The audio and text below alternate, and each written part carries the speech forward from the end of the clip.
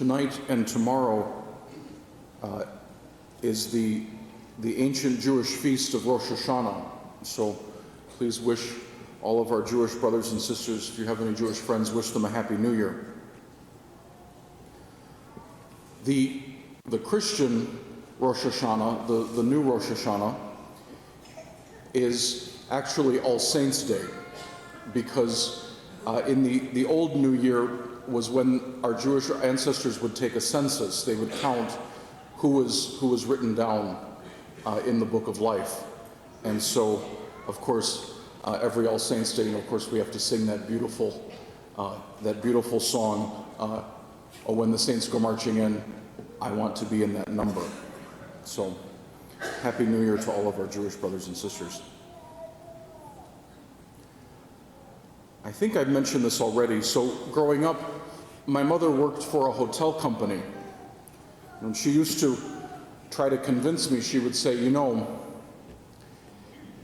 if you became a pilot, it could be a really good gig, because you could get the plane tickets and I could get the hotel rooms, and we'd be set.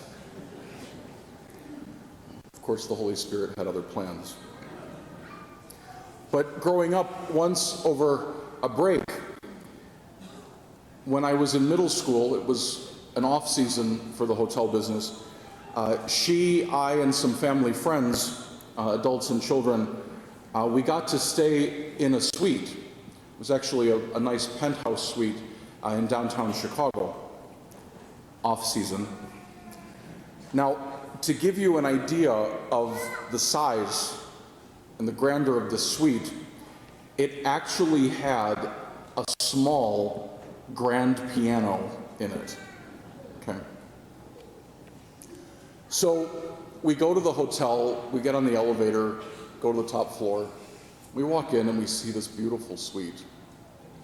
And as the rest of us are oohing and eyeing, a friend of my mother's, a very holy, humble woman, she asked my mother, she said, "Joanne, how often is this beautiful suite occupied?" And my mother said, "Oh, maybe just over half the time." And the lady looked out the window and she said, "To think that this room stays empty that much, and how many people out there have to sleep in the cold." Not gonna lie, I slept a little differently that night.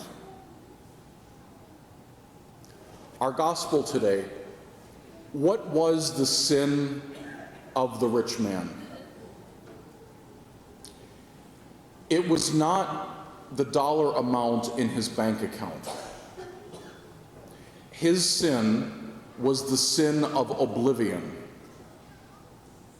Lazarus was at his doorway, under his nose, and the rich man ignored him. He just sat on his couch, decorated with ivory, literally cushioned from any thought that someone might possibly live worse than he did. Your mission: at your next meal, remember the hungry. And tonight, when your head hits the pillow, remember the homeless. In either case, if it bothers you, brothers and sisters, it should.